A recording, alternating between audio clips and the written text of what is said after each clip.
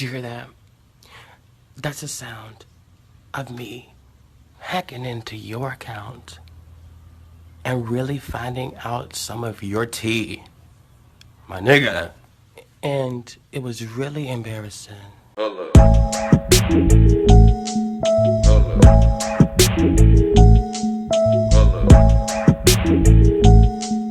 Hold up. See which, if I turn it this way, it's zoomed out. If I turn it this way, it's zoomed in. Hello, how are you? Hey kids, welcome back to my channel. It's me. It's she. It's I. I looked so much cuter before I turned on the camera. I don't know what happened. This is how you create an aesthetic. I think I look cute. There's not much I can do there, but hi. How are you? How are you guys? That's good. Me too. I have multiple growths on my face as per usual. A nice little gnarly pimp right over there. She's really cute, really fun and fresh. Hi. I look cuter than I did literally a minute ago. I haven't done a get ready with me in I don't know how long. Talking about how much I love makeup and the makeup that I wear and my style. Like, I share all of that with you guys on this channel, so I felt like it's due time to share a little bit more about myself. You guys could all guess that there is a certain theme going on my channel, not purposely, but you know, that's just the type of stuff that I like. And so knowing that I'm gonna attract a certain type of audience, and I'm very aware of that, and I feel like that is like a nice community to grow. People that are like me, that are interested in the same things that I am, and just I'd like to hopefully grow an audience that is just like more so outside of the norm, whatever the norm may be. And I'm not gonna name what I'm using in this video because to get ready with me, except for one product, because this product was sent to me in PR and I was supposed to talk about it in a video and I took a really long time. It's gonna sound very sponsory, but just know it's not sponsored, and no, I actually like this product and I've talked about and reviewed this product before on my channel. So we are going to get up into doing our makeup. I have talked about this so many times with my friends. It's like, it's not like it's a new thing, but I feel like a lot of people just don't talk about it. As my puny platform grows a bit more, that was too much for me, into a less puny platform, I want to actually talk about stuff. I think that my channel will be a help in some way, and I would want someone to talk about the things that I'm going to be talking about. I would have wanted that if I was of younger years. With all my get ready with me's, I just want to let you know that it's going to be a rabbit hole of thoughts and opinions and stories. If you don't like that, like, why are you watching a get ready with me one? Before I go deeply into that, a brand by the name of Diba by Dibawsette sent me some cushions. Sent me an email, was like, oh my gosh, like, can we send you cushions to review for us? And I was like, I already made a video reviewing your product like 4 months ago. I honestly don't know why I forgot to mention this, but I do talk about this more in detail in my initial review. But let me just give you guys the full bullet points and some facts on Diba. Dibawsette is a black-owned beauty brand. They make cushion foundations catering to people of color. The shade range is amazing, considering that it's a cushion. Cushion foundations usually aren't made with deeper skin tones in mind. Dibawsette is a fan of K-beauty, but also saw that there was a lack of shade range in the international export because K-beauty is an international export. All of the shades are named after female, did you hear me? African rulers. Hello? Hi, okay? And honestly, I thought that was iconic. And they care about their small influencers. It's like little old me. They said PR to me, you know, okay? And it's affordable. It's affordable. It's not affordable, but it's more affordable than buying a fucking cushion from Lancome, okay? This is my new cushion pub. Like, can you see it? Can you see it? The thing about cushions, I always use this as reference. Like, you don't see nearly as many makeup stains with fairer foundations as you see with darker foundations, especially if you work in a clothing store. I have the same thing with cushions. You know how you can't wear a white shirt all the time or a high neck white shirt because you're gonna get foundation on it? The same thing with cushions. It's literally horrifying.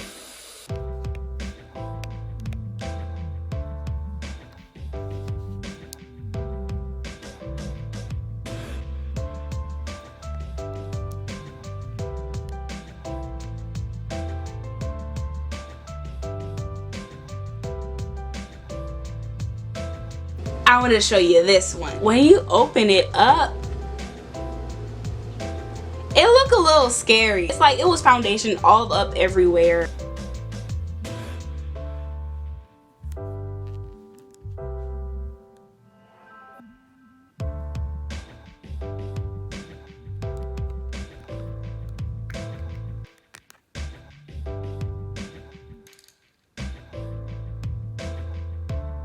This is a newfound issue I have, and I washed the sponge. I don't know if anyone knows how to not make this look like a horror movie every time I use my compact cushion.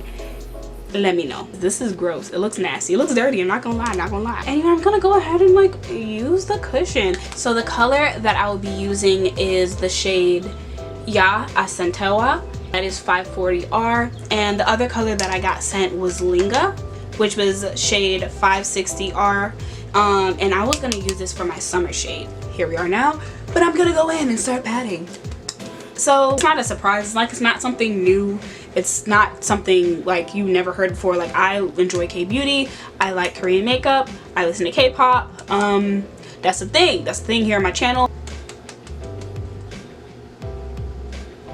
I remember growing up, like my childhood, like elementary school, middle school, I wasn't the only person in class that like read manga and like watched anime, and my sisters watched anime, so it wasn't like a weird thing. Like, I learned all these things from my older sisters, so I'm not sure if it was like a trend back then or like it was becoming more popular. I'm pretty sure people still got teased for it if you like weren't Asian, and especially like if you weren't in like a predominantly Black, Hispanic, Latino community, like, because I know I got teased for it. Reading manga wasn't like a weird thing. It was just like, oh, like this is a cool book, you know, like Naruto, Yu-Gi-Oh, Pokemon, like all those things. Like, it was a thing that you would see on TV, so it wasn't like super weird. Like, you might have looked slightly nerdy, but it was like a super weird thing. When I discovered K-pop and started listening to K-pop, and then had my, you know, and I'm not gonna lie about it, I'm not gonna sit here and lie and say I did not have a Koreaboo stage. I had a Koreaboo stage, and it ended pretty recently. It ended,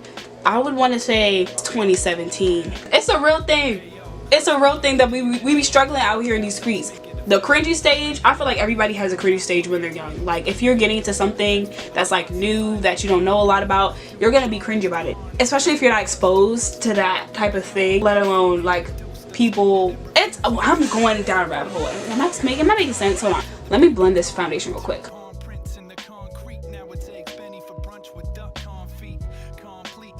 One thing I want to say about this foundation, this is the most matte cushion I've ever used, and I haven't only used like one cushion in my lifetime. I like this cushion because it's actually matte, like, and it's very skin-like. It doesn't look cakey at all. And like, usually if you have like textured skin like I do, and active acne, like you look like you're wearing a lot of makeup regardless.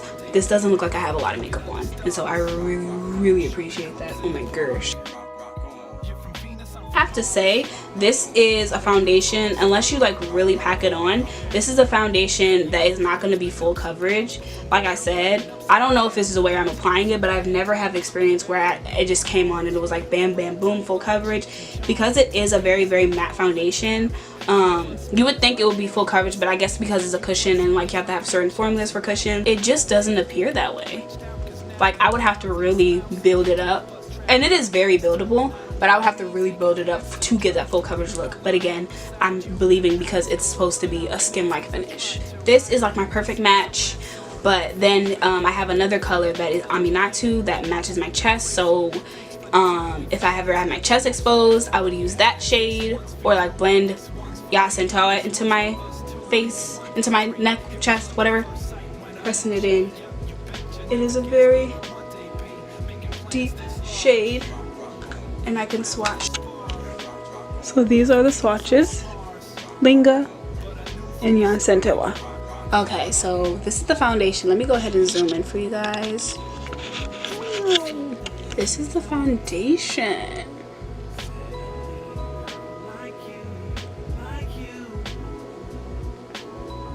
You guys see my mustache, but it's okay. And you see at my pimple how it covered it, but look at my pores though. I think my skin looks grand. I've been wanting to do a purple look for a long time. So why did I put it directly on my crease? I've had this conversation with my friends a lot of different times. Like, being a black person, every black person has a different black experience depending, just to put it bluntly, depending on their skin tone, depending on their ethnicity, depending on their background, where they grew up, where they went to school. Like, everyone has a different black experience. I just feel like it's just such an interesting thing because among having my own black experience, I have my own black while liking Asian things experience, and that's just a whole nother ball game in the ballpark. Wow, I'm going in with this purple. Oh my god. I was talking with my friend, and the whole idea, the whole concept, like I made a confession to her, went down my past of Koreaboo, and we really dissected it and talked about like where certain things and certain ideas and certain ways of thinking stemmed from, because we're philosophical bitches like that. We just talked about like how we wish that people talked about it. So basically, oh my god, this is so revealing. Basically, how do I say this? I have this one brush that has some pink on it, so I'm gonna see if I can blend it out on the edges, but like there's no edges left to blend out because I blended it up so high. And I kind of like that look, but it's also scary. Just talked about our different experiences of how like we discovered K-pop, and I'm not gonna expose her because that's her business, but talking specifically about me, it was a very different experience because in high school, I was never like a popular kid. I was never somebody that everyone wanted to be friends with. I was very, very known, but I wasn't popular, if that makes sense. I was a theater kid, I was on the dance team, I was friends with everyone, but I wasn't popular. On top of that, I was, especially senior year of high school, I was known as the girl that liked Asian stuff. And I never meant for it to be that way, but knowing my personality and knowing how I am and knowing how loud and proud I am about things that I care about, one of the things, and this is not necessarily me being a Koreaboo, this is just me recognizing certain prejudices. Being in a space where it's predominantly black, Hispanic, Latino, and black culture is like what's normal. This also goes into like if you grew up in an area where you're Asian and you grew up in an area where there's like mostly Asian, so you weren't really exposed to, you know, black culture, or you grew up in a place where it was mostly white people, so you weren't really exposed to any cultures at all. There are certain things that I would notice where I'd be like, okay, like 2 years ago this was fine, not thought anything about it, but now I'm realizing like, hey, that's kind of racist, and hey, that's kind of not okay, because if somebody would have said this about a black person, you would see them on the road. That's not cool. And because I would always, you know, speak up about certain things and call people out, how do I say this? Oh my god. Essentially, people hated me for it. I'm not gonna lie. I don't know why I was so nervous to talk about it in the video, but people did not like me for that. And they tried to make it seem like I was anti-black or like an all lives matter type of person, when people were just mad because I called them out for being like ignorant. Like, you wouldn't say that to an Asian person's face. Like, why are you saying it here? People are more comfortable around their kind, so they say things. And I'm not just saying this about like the black community. I realized in college that that's a very, very, very big thing in Asian culture. When people are amongst themselves, they say ignorant stuff about other people, prejudice stuff about other races. It's so funny, people really try to make me seem like, oh, I don't want to be black, or I don't like being black. People are really, really mad. Like, just because I'm calling you out on ignorant shit doesn't mean you could take away my black card, like, at all, period. Dealing with social justice, I would have a lot of things to say, but then I would also have a lot of things to say about other races and cultures. I felt like people thought I was playing both sides, and I'm very black. Let me just say that, like, I'm very, very black. It was an interesting narrative that I created, I guess. I was known as that girl, listen to K-pop and always talk about Asian stuff, but then also was the president of the African Caribbean Student Association. This is so weird. I don't talk about this. I felt like I was always being judged. No one ever really understood why I liked what I liked, like why I listened to K-pop, because like, oh, you don't understand it, and like, oh, because you like K-pop, you must like Asian guys, so you don't like black guys, so you wouldn't date a black guy. And it's just like, okay, I just got off the phone with my friend and she helped me clear my mind and get all my thoughts together, and I wrote down a lot of notes so I'm not just spitting words at you. My makeup is actually holding up really well. It's been literally like 2 hours since I fucking put the foundation on in the first place, but we're good. I'm gonna try to finish as fast as I can because the sun is gonna set soon and I don't want it to be super dark and blah blah blah. I'm not saying that this is everyone's experience because honestly my experience is very unique. Not super unique, but I have friends that haven't had an experience like me, and I feel like that's just a thing that's universal. Not everybody has the same black experience, and not even to talk about a black experience dealing Korean culture or just like Asian culture in general. The more and more I started doing my own research about specifically Korean culture and started getting more into Korean pop culture, I started realizing, okay, some of these things that people say on the daily are not okay. If you don't agree with what I'm saying, or if you've never had this happen to you, or if you think it's wrong, or if it's way worse, or if I'm not talking about enough, just know that this is just me trying to create discourse, trying to start the conversation. I just want this to be a normal thing for us to talk about. I want to talk about a little bit in college. I was afraid of saying this in the beginning because I didn't want to offend anyone, but I was like, okay, you know what? This is my channel. This is my experience. This is how I feel. I'm not going to sugarcoat it for anyone. In college, it was a very different type of scene as other. From preschool up into college, all of my schools were predominantly Black, Hispanic, Latino. And if there were any Asians, it would be like, when I say 0.3, 0.5% East Asian people, and everyone else that was Asian were either Southeast Asian or brown. I can't make this up. In high school, there were these two East Asian kids. They're both Chinese. But the thing about them, they had two interesting narratives themselves. One of the guys, I would say he would be like the stereotypical smart Asian kid. He was in all the AP classes. He had an accent. He lived around the area that I lived in, where it was like more of the suburbs. And the other girl, she was from the hood. My high school literally was right next to a hood. I'm not gonna say where, because that's not your business. She was from the hood. Like, her dad literally owned the carryout that was around the way, and everyone else was either Filipino or brown. I would be calling out these things, saying like, hey, maybe you shouldn't say things like that, because if somebody were to say that about a black person, blah blah blah blah.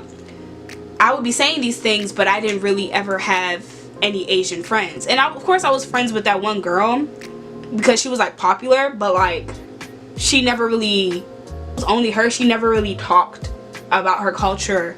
And like, imagine being the only race in an entire school. You're not going to be very culturally yourself. Even thought in high school and in college, people even thought that I didn't want to be black at some point. That logic, I don't understand. I do not understand. Like, to this day, I don't understand. Even one of my sisters used to say like, you're not Asian, you don't, like, why do you think you're Asian? I'm like, I never thought that.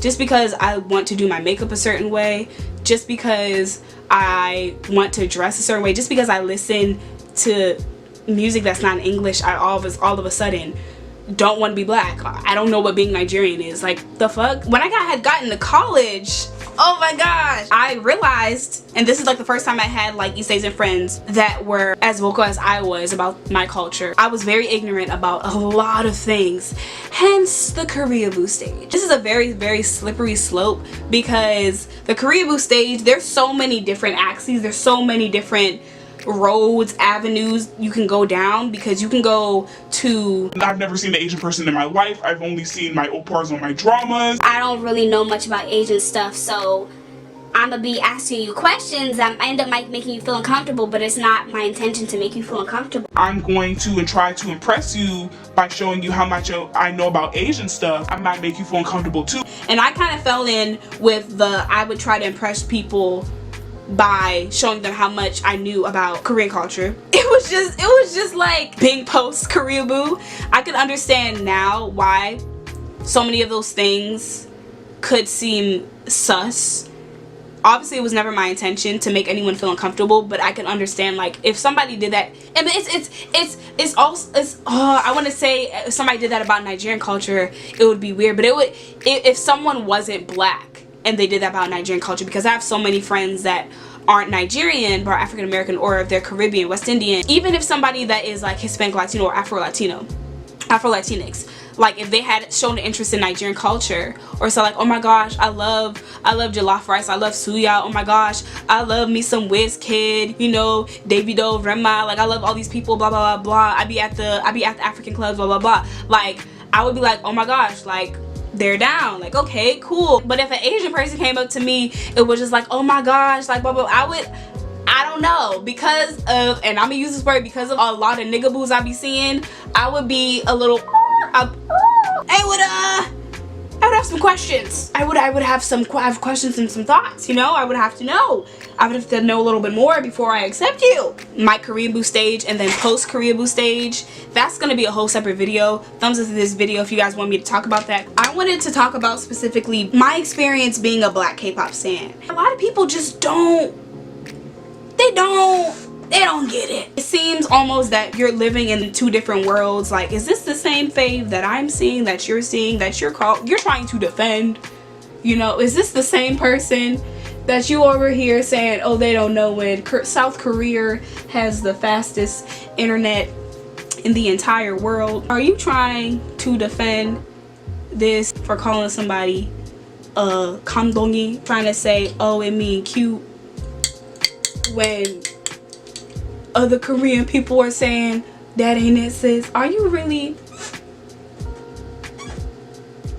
Okay, let me just bronze my jawline. Especially being, I would say, like more on the pro-black side. Afraid, not gonna lie, and when I was in college 2017 2016, I was afraid to call myself pro-black because I felt like pro-black, and this is just ignorance, I felt like being pro-black was something that was bad, that was an extreme, when it's literally not. It's lack of knowledge that tells you that. Being a pro-black K-pop stan, it's very disheartening. And even being like just an existing black person that likes K-pop, it's very disheartening when a lot of things go on, especially you see them firsthand on the Twitters. Because of the culture of K-pop fandoms and the stan culture in general, there's always like a massive amount of people going to shelter, cover, protect their faves, their opars and their unyers. Like I said, do y'all exist in the same world? Are y'all seeing the same Baekhyun I'm seeing? Okay, and I'm not saying these people just to be like, see, these are the people that, no, I'm just using examples. They have examples from the past, so, but that's none of my business. They have things like that, and then you have things that are more on the pro-black side, like a hashtag blackout BTS, and just so many people being really offended by it. But like, why are you offended by it? Like, really, I want to know, because I'm confused. There are bound to be people that are racist. There are bound to be people that are very ignorant. There are bound to be people that are very prejudiced in every space. So that's where you get a lot of the why I stopped listening to K-pop videos, and just a lot of people turning away from K-pop. And I understand that completely. I was definitely numerous times one of those people. I was talking with my friend, and she brought up the topic about like when she was kind of turning away from K-pop, she felt like, you know, why should I like give my coin and support, you know, people that